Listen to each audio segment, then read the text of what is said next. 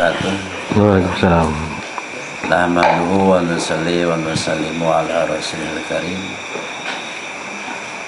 Yang pertama kita yakini bahwa Allah letakkan kesuksesan dunia dan akhirat dan kebahagiaan dunia dan akhirat hanya dalam amal agama. Jadi sejauh mana dari kita amal agama, maka sejauh itulah kita mendapatkan kebahagiaan.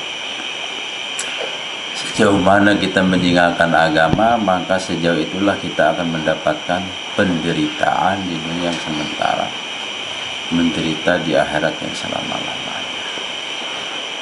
Terus tentang masalah sejarah diri kami, 2010 kami di Ponorogo sampai 2017 kami hijrah ke Purwontoro, ngontrak di dekat terminal sampai 2019. Setelah itu kami sering didatangi di dalam bimbing sama kiai. Kiai tersebut insya Allah sudah disahihkan kewaliannya. Sehingga untuk memastikan hal itu kami ziarah ke kuburannya Ki Ageng Muhammad Besari, Tegal Sari. Niat kami sebelum mendapatkan petunjuk dari Allah asbab Ki Ageng Muhammad Besari tidak akan berhenti daripada ziarah di situ. Sehingga selama 3 bulan 10 hari kami baru mendapatkan keputusan petunjuk dari Ki Ageng Muhammad Besari harus di mana kami letak. Nah, setelah memposisikan dapat posisi harus tinggal di Wonogiri di Jawa Tengah ya. Itu pun kami masih ada keraguan untuk letaknya itu di mana. Karena dari Ki Ageng Muhammad Besari hanya baru harus di Wonogiri di Jawa Tengah. Untuk letaknya kami waktu itu sowan ke kuburannya Romo Yai Gusron Magetan.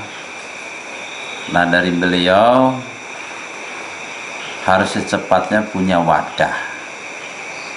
Sehingga kami buat wadah di sini pinggir sungai besar. Mulai dari kayu gelondongan, pengikat kayu gelondongan pakai ban motor, ban luar motor, sekarang pun masih ada. Itu jadi alhamdulillah berkah daripada memanfaatkan bahan yang ada. Kami tidak berpikir atau mengumpulkan teman atau mencari bantuan dana dari mana-mana, enggak. Kami hanya mengumpulkan, memanfaatkan bahan yang ada di tanah ini, gitu. Kayu gelondongan, sengon. Setiap malam Jumat di sini ada pengajian rutin, dimulai jam 12 sampai jam 3. Di saat teman-teman di sini udah kumpul, kami duluan bangun, ngelihat teman-teman itu tidur dalam keadaan sempit, tempatnya masih itu. Kami dalam hati, ya Allah, kalau Allah ini pantas melihat, menurut Allah melihat orang teman-teman saya seperti ini tuh pantas di mata Allah, maka kami ridho sampai hari hayat saya. Keadaan tempat saya seperti ini saya ridho. Tapi kalau menurut Allah ini nggak pantas, saya minta dirubah, dan saya yakin Allah akan merubah. Maka selama di sini 2 tahun ya alhamdulillah itu bangunan dari awal dapur itu, yang kedua ini, yang ketiga pabrik, yang keempat ini. Jadi walaupun bangunannya seperti ini, memang kami ingin menggunakan bahan yang ada di sekeliling sini biar cepat bisa dipakai. Ya alhamdulillah sekarang ustadznya yang ngajar di sini sudah ada 4 orang. Dari mulai kitab kuning, kitab dasar, sampai tingkat santri sekarang baru mempelajari nahwu shorof, kitab jurumiyah. Baru sampai tingkat itu kalau nahwu shorofnya. Kalau untuk hafalan, alhamdulillah santri yang baru sekitar 4 bulan di sini sudah menghafal hampir 1 juz. 1 bulan? Iya, 3 bulanan. 3 bulanan. Yang dari Lampung Utara, Bukit Kemuning. Itu. Tapi tadi maghrib sudah kami ada 2 santri bagaimana dalam 1 bulan menyelesaikan 1 juz dalam 1 bulan untuk hafalan. Jadi selama adanya santri sekitar mau 2 tahun ini sudah ada yang 5 juz, ada yang 2 juz, 3 juz. Insya Allah coba Pak ya. Terus lagi Pak, mengenai pondok ini kan dulu kan tadinya kan hutan Pak ya. Nah, itu yang katanya dulu angker itu gimana Pak? Ya tentang masalah sebelum kami bangun sini, ini cerita jam 2 malam kami kesini sama istri, sama ibunya Mas Dobi yang tadi. Iya. Nah terus tanahnya kami ambil 1 kilan Pak, 1 kilan jam 2 malam. Ini masih hutan. Nah seketika kami bawa itu, istri itu nggak tahu kami bawa. Jadi yang paling bawah kami ambil, kami bungkus pakai daun, dikantongin. Setelah istri itu masuk kamar mandi, si tanah itu kami simpan di bawah bantal. Kenapa? Itu langsung istri itu mimpi dikejar-kejar setan. Mimpi kejar-kejar setan. Nah, karena kalau secara cerita di sini banyak penampakan. Banyak penampakan. Waktu itu mertua almarhum masih ada, waktu itu ngelarang kami buat di sini. Nawarkan tanah di sana, nanti di sini nanti nggak kuat, seperti itu. Dan kami datang jam 2 malam ingin langsung cetuan begini, ternyata nggak bisa cetuan Pak. Kami ingin ngelihat dengan mata sendiri, betul nggak banyak penampakan di sini kan gitu. Ternyata kami nggak bisa ngelihat dan dia pun nggak menampakkan kami kan gitu. Akhirnya kami ambil tanahnya, simpan di bawah bantal. Terus istri tidur, dia mimpi terus dikejar-kejar setan. Akhirnya kami ambil lagi. Ini gara-gara tadi malam ke situ. Saya mimpi dikejar setan terus. Gak usah jadi di sana katanya. Gak usah jadi. Nah akhirnya kami datang lagi ke sini jam 1 malam sendirian. Kami ambil lagi tanahnya, gitu. Terus kami sebisa kami ngikut-ngikut Sunan Galuh Pakuan, Sunan Giri ya, kan gitu.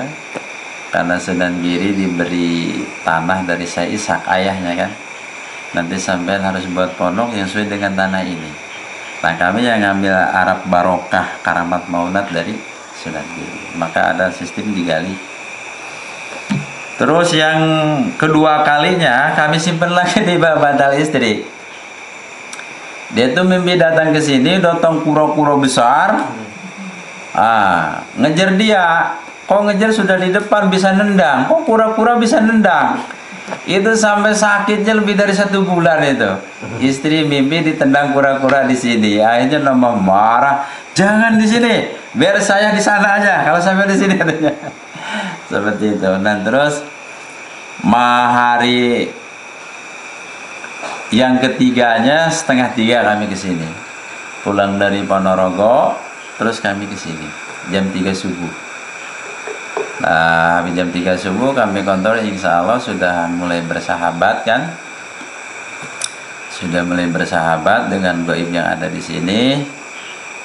Terus seminggu mau pembangunan dapur itu, kami panggil teman di sini yang udah agak dituakan, dari sini sekitar 7 kilo. Namanya Pak Nur Iman. Suruh ngontrol ke sini. Itu pun ya orang pintar di sana ngelarang di sini. Wah, ini semua ngelarang, saya harus kemana? Kata kami kan gitu.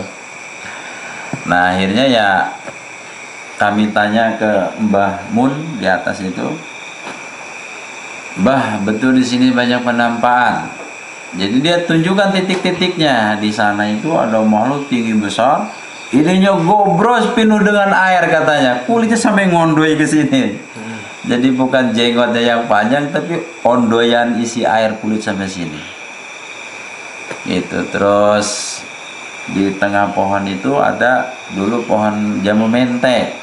Nah, di situ suka ada perempuan pakai celana lepis, bajunya panjang, Pak. Rambutnya panjang juga. Sempat kami tebas, tapi disisakan tunggulnya. Nah, itu ada mobil pernah ngolongin kayu itu mogok, Pak. Mogok, namanya mobil Pak Abu Zar. 4:30 dia, 5:30 mau pulang. Kami suruh sholat dulu. Sudah sholat ya lancar aja, Pak. Jadi gaib di sini ya alhamdulillah, bukan jadi musuh, malah nyuruh sholat, intinya gitu, Pak. Dan pernah dulu ada yang tidur di sana, teman kami dibangunin sama perempuan yang suka nampak di situ. Di sini bukan tempat tidur, tempat ibadah, katanya gitu.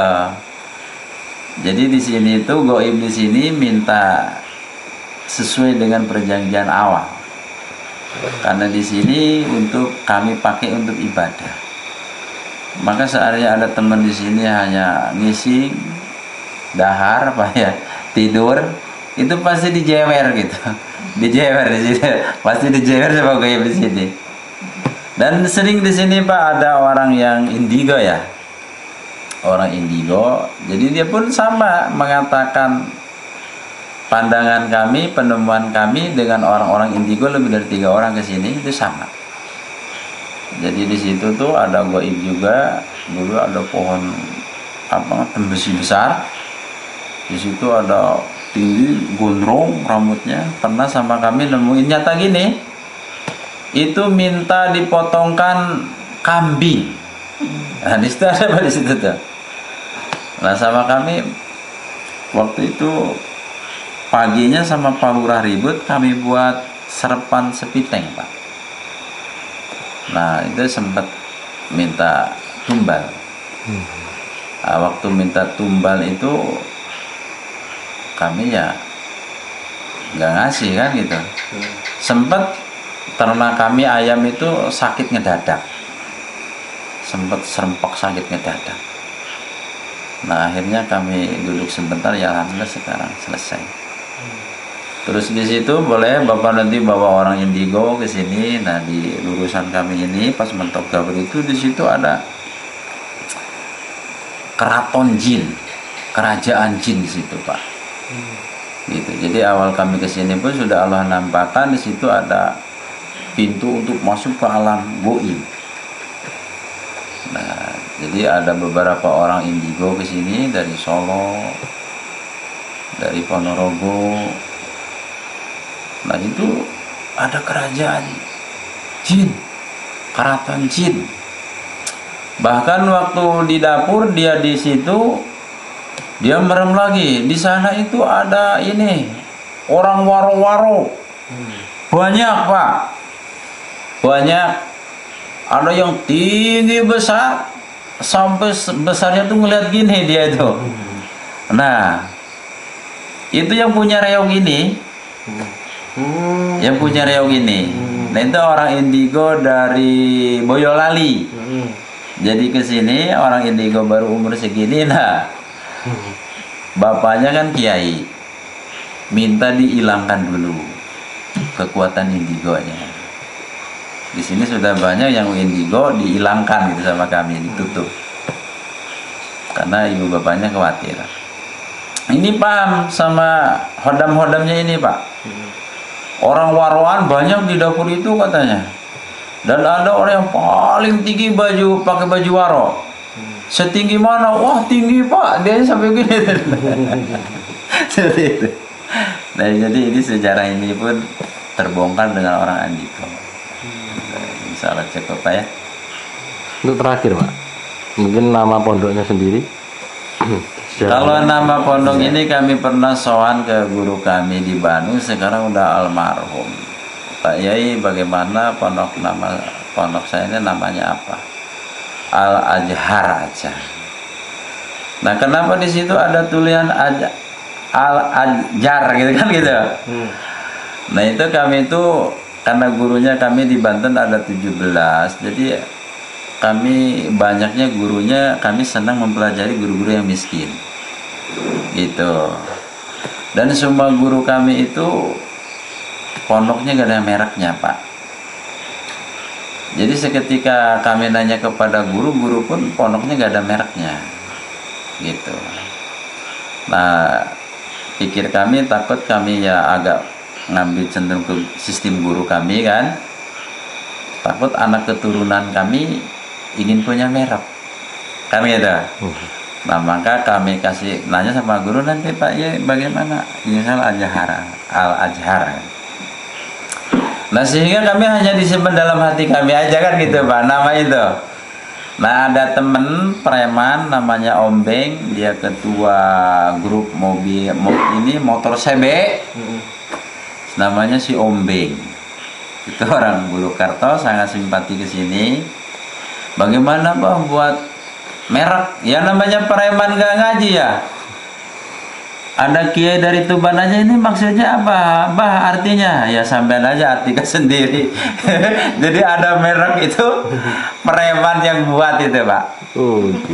Preman si Ombeng, namanya si Ombeng. Diga hijrah nama dari Ombeng Mahmud. Preman itu terkenal, ketua motor sepi. Dan terakhir harapan kedepannya apa? Harapannya ke depan insya Allah kami tahun depan ingin ngundang Gus Baha gitu ya, minta bantu doanya. Ini bagaimana bangunan ini bisa muat 1000 orang.